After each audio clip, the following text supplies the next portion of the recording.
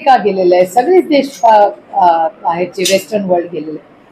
बॅलेटवर निवडणूक घ्यायची मागणी करतायत तुम्ही मग? हो, अर्थातच बॅलेटवर घ्या हीच आमची मागणी आहे. त्याला धरून प्रश्न असा आहे की ज्यावेळेस हे सगळे आरोप झाले होते ना, निवडणूक आयोगानं काँग्रेसला पत्रव्यवहार केला होता की तुमच्याकडे जे पुरावे आहेत ते घेऊन 3 डिसेंबरला आमच्याकडे आहे, पण काँग्रेसकडे पुरेसे पुरावे नव्हते. मग हा प्रॉब्लेम टॅकल कसं करणार आहेत? पुरावे नाही, अनेक पुरावे आम्ही दिलेले आहेत.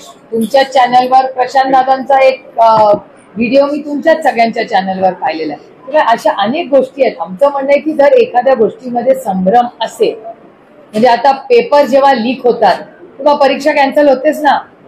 ते का लीक होतात, कुणामुळे लीक होतात, कसे लीक होतात, यात अजून आम्ही शोधतोय. त्याच्यामुळे आम्ही म्हणतो की एखादी गोष्ट जर पारदर्शकपणे करतायत आणि जगामध्ये तो बदल झालेला आहे तर तो आपणही करावा, एवढीच अपेक्षा आमची, एवढीच मागणी आहे. प्रशांत जगतापांनी पण तो मुद्दा मांडला होता की बटन दाबल्यानंतर व्हीव्हीपॅटच्या चिठ्ठ्या आहेत त्या वेगळ्या होत्या, पण लोक असंही म्हणतात की आम्ही जे बटन दाबले त्या चिठ्ठ्या बाहेर आल्या. मग हाही मोठा इश्यू होऊ शकतो ज्यावेळेस तुम्ही. नाही, म्हणूनच आम्ही म्हणतो ना की एकदा जर बॅलेटवर आलं तर हा कुठला इश्यूच राहत नाही ना. आणि जगामध्ये जर हा बदल होत असेल तर आपल्याला करायला काय प्रॉब्लेम आहे? आपण वेस्टर्न वर्ल्ड, AI ह्याच्यावर एवढं काम आता सगळं जगाबरोबर करतो आहे, तर हाही करावा. उद्या पवारसाहेब मार्केटवाडीला जात आहेत, आपण सुद्धा जाणार आहात का? नाही, पवारसाहेब आणि जयंत पाटील जाणार. आणि तिथल्या गावातल्या लोकांवर गुन्हे दाखल करते शकतात. 20 ते 30 लोकांना. किती मला सांगा, हे लोकशाहीच्या किती विरोधात आहे मला सांगा. लोकशाहीमध्ये कुणाला एखादी मागणी, आता तुम्ही सगळे चॅनलवाले आहात, साधं बघा, तुम्ही इलेक्शन मध्ये प्रत्येक गाववाडी वस्तीवर जाऊन विचारत होता ना कुणाला मतदान करणार, काय आहे, कुणाची हवा आहे, मग तो पण गुन्हा झाला का? एखादी प्रोसेस, आणि ती प्रोसेस सरकार थांबवते, इलेक्शन कमिशन थांबवत नाही, सरकार थांबवते. एखाद्या गावामध्ये एखादी ऍक्टिव्हिटी करायला जायचं असेल, एखादं ड्रिल घ्यायचं असेल, त्याच्यात गुन्हा कुठे येतो, कसा असू शकतो? आणि तो संविधानाच्या चौकीतच ही ऍक्टिव्हिटी आहे ना.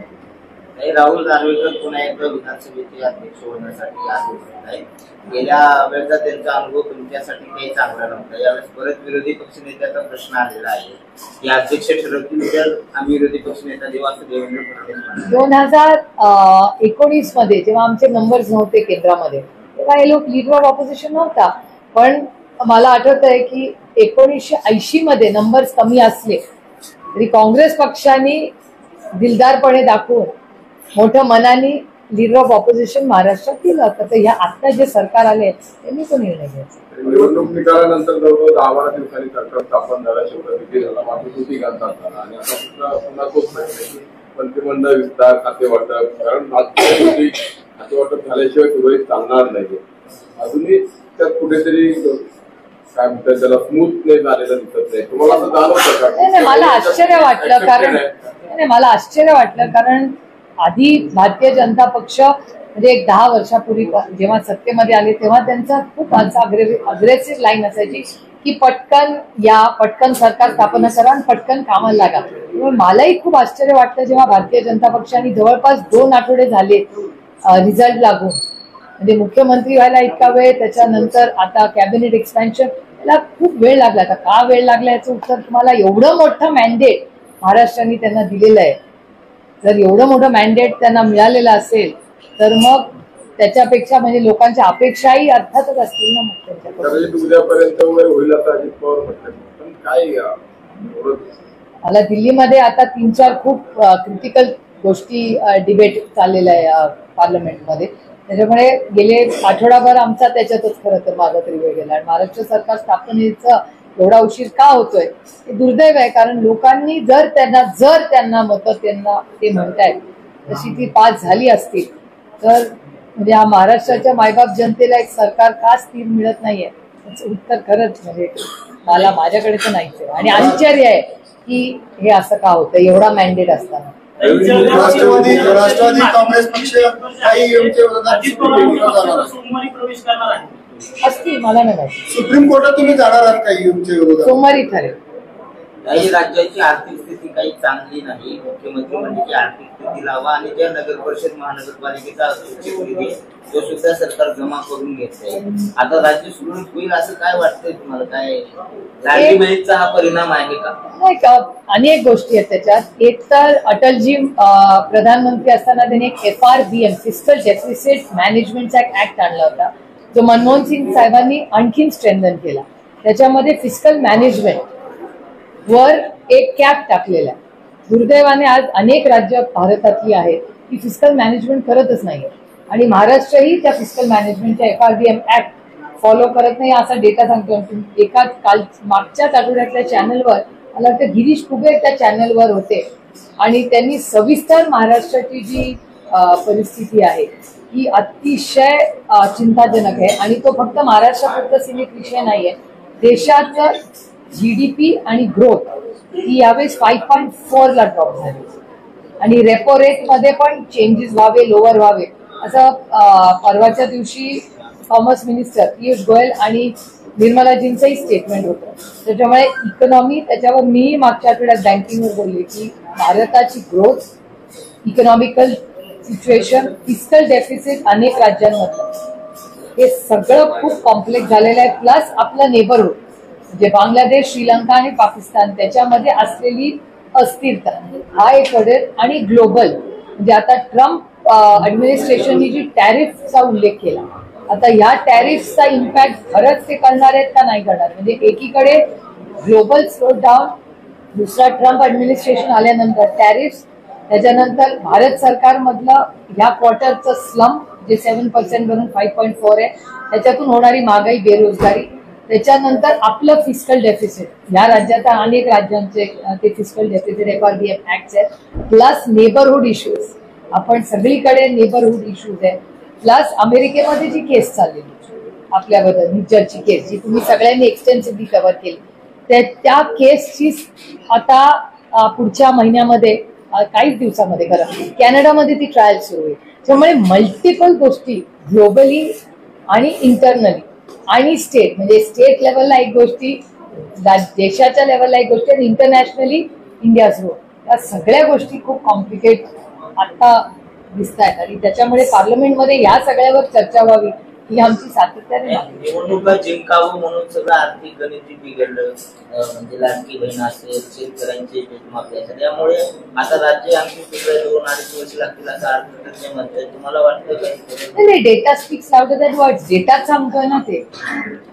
आणि आज कुठल्या तरी चॅनलचं मला हे आलंय की ते निकष बदलत आहे असं काहीतरी, काय फडणवीसांनी मुलाखत दिली, 2100 रुपयाचा त्यावेळेस प्रश्न विचारला ना, त्यावेळेस त्यांचं एक विधान असं होतं की हे सगळं जे आहे ते बजेट ज्यावेळेस येईल, म्हणजे अर्थमंत्री ज्यावेळेस बजेट त्यावेळेस बघू असं. त्याच्यामुळे मार्च फॉर्म ज्या निकषांवर भरले गेले ते निकष कमी जास्त करतात. मग त्याची क्लॅरिटी आपल्याला येईल अजून. फसवणूक वाटते का जनतेची? बघूया ना, डेटा तर येऊ दे. सगळा डेटा आल्यावर नवनियुक्त मुख्यमंत्री, उपमुख्यमंत्री त्यांना तुम्ही काय प्रत्यक्ष शुभेच्छा वगैरे दिल्या? मी ट्विट केलं, शपथविधी चालू असताना ट्विट. ते व्यस्त असतील ना आता राज्य चालवायचे, एवढे सगळे डिपार्टमेंट्स आहेत, ती बिझी असते सगळे. पुरवठा होता आणि त्या विरोधात 4 जणांवर गुन्हा दाखल झाला आहे. शासकीय रुग्णालयात काय बीड जिल्ह्यामध्ये बनावट औषधांचा पुरावा, बनावट औषधाची केस नवीन नाही, जुनी आहे. मी 1.5 वर्षापूर्वी रेज केलेली आहे. एक्सपायर्ड औषधं महाराष्ट्राच्या सिस्टम मध्ये मी 1.5 वर्षापूर्वी बोलले. 1.5 वर्षापासून त्याच्या विरोधात हे परत आलंय, कारण एक्सपायर्ड औषधं सिस्टम मध्ये आहे. हे मी मागेही बोललेले. म्हणजे हा कंटिन्युअस इश्यू आहे, हा खूप सिरियस इश्यू आहे. कारण गरीब माणसाला तुम्ही एक्सपायर्ड जर औषधं देत असाल आणि ती सरकारने विकत घेतलेली औषधं, very very serious issue. India अलायन्सचा मुद्दा म्हणला, ममता बॅनर्जी काल एका माध्यमांच्या मुलाखतीत असं म्हणाल्या की इंडिया आघाडी स्थापन करायला मी मुख्य होती किंवा मी पुढे होते. इंडिया आघाडीत आता जो आहे तो संवाद यायला नाही, मला जर चान्स दिला किंवा मला संधी दिली तर मी अध्यक्ष होऊ शकेल इंडिया आघाडीची. कसं बघता ममता बॅनर्जीच्या या विधानाकडे? कारण पवारसाहेब स्वतः सगळ्या गोष्टी गेल्या अनेक दिवसापासून करतात. नाही, अर्थातच त्यांचं स्वागतच होईल, कारण का या लोकशाही टिकवण्यासाठी एक सशक्त विरोधी पक्ष हा कुठल्याही देशामध्ये असला पाहिजे असं आमची आग्रहाची भूमिका आहे. त्याच्यामुळे चेक्स अँड बॅलन्सेस, किती यश आलं तरी समोर एक विरोधक असला पाहिजे. चेक्स अँड बॅलन्सेस साठी हे आपलं संविधान म्हणतं. त्याच्यामुळे जर दिदी ह्याच्यात काही पुढाकार घेणार असतील तर अर्थातच आम्ही त्याचं स्वागतच करतो. निवडणूक निकालानंतर वेगवेगळ्या प्रकारे आपण त्याचे विश्लेषण करतो आहोत, कार्यकर्ते किंवा पदाधिकाऱ्यांच्या प्रतिक्रिया जाणून घेतो आहोत. एकूण संघटनात्मक बदल काय अपेक्षित आहेत का? म्हणजे असं बोललं गेलं की साहेबांची एक पद्धत आहे की विशिष्ट कालावधीनंतर भाकरी फिरवायची असते, अशा आता पद्धतीने पार्लमेंट काही- नंतर आता आम्ही सगळे ह्या सगळ्या मोठ्या इश्यूज मध्ये पार्लमेंटमध्ये आता सगळेच व्यस्त आहोत.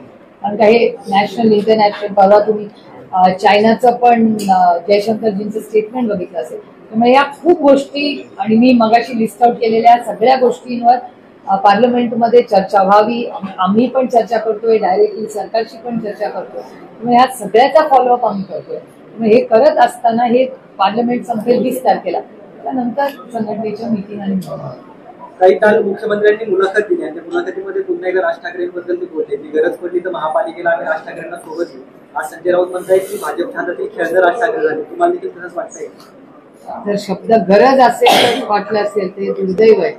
पण शेवटी तो त्यांच्या आघाडीचा अंतर्गत प्रश्न आहे. त्या दोघांनी ठरवायचं एकत्र करायचं का काम. राज ठाकरे पण ईव्हीएम मशीन विरोधात लढत आहे. हो, मला पत्र आलंय त्यांचं ह्याच्यावर, ईव्हीएमच्या विरोधातलं एक पत्र आलंय मला. चर्चा आहे.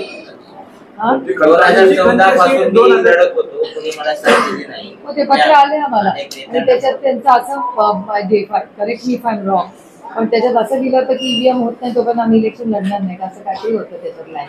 अर्थातच स्थानिक स्वराज्य संस्थेच्या निवडणुका म्हणजे ईव्हीएम बॅलेट पेपर आमची मागणी आहे बॅलेटवर. कारण शिवसेनेची भूमिका आहे की जर बॅलेटवर न घेतलं तर निवडणुका बहिष्कार टाकायचं. बघूया ना आता पुढच्या 1-15 दिवसामध्ये या सगळ्यावर चर्चा होईल. या सगळ्यांची मतं आहेतच आणि स्ट्रॉंग मतं आहेत. त्यामुळे बघूया सगळ्यांची काय होतं. विधानसभेच्या निवडणुकीनंतर शिवसेना उद्धव ठाकरेंच्या शिवसेनेने कुठेतरी फेरबदल पाहिला. आज हिंदुत्वाच्या मुद्द्यावर राज्यभरात आंदोलनं झाली. बांगलादेशमध्ये ज्या हिंदूंवरती अन्याय होते, अत्याचार होते, आज बांगलादेशचा झेंडा देखील त्यांनी जाळलेला पाहिला. आपली काय भूमिका आहे सगळं? नाही, आम्ही ऑलरेडी पार्लमेंटमध्ये याच्याबद्दल बोललेलं. मी आत्ताच बोलले ना ऑल अबाउट नेबर्स. त्याच्यामुळे सगळ्या नेबरहुड बद्दल सिरियस कन्सर्न हे मी स्वतः पार्लमेंटमध्ये पण बोलले. स्थानिक स्वराज्य संस्थेच्या निवडणुकासोबत लढण्याची भूमिका वाटते शिवसेनेची. पुण्यात तशी तुमची काय असते? बघूया ना आधी. आता तर सेशन चालू आहे. सेशनमध्ये एवढ्या ग्लोबल स्टेट आणि नॅशनल इश्यूज आहेत इकॉनॉमी बद्दल, विच इज रिअली क्रिटिकल. ते झाल्यावर 20 तारखेनंतर बघू पार्लमेंट सेशन. अजितदादांनी चौघांदा उपमुख्यमंत्रीपदाची शपथ घेतली आहे. खरं तर हा रेकॉर्ड आहे. भाऊ म्हणून अभिमान वाटतो दादांचा तरी. शुभेच्छा सगळ्यांना. मी शुभेच्छा ऑलरेडी दिलेल्या आहेत दादांना करा. हो, सगळ्यांना. जे कोणी निवडून आले कुठलंही पद त्यांना मिळालं तर त्याचा चॉईस असतो.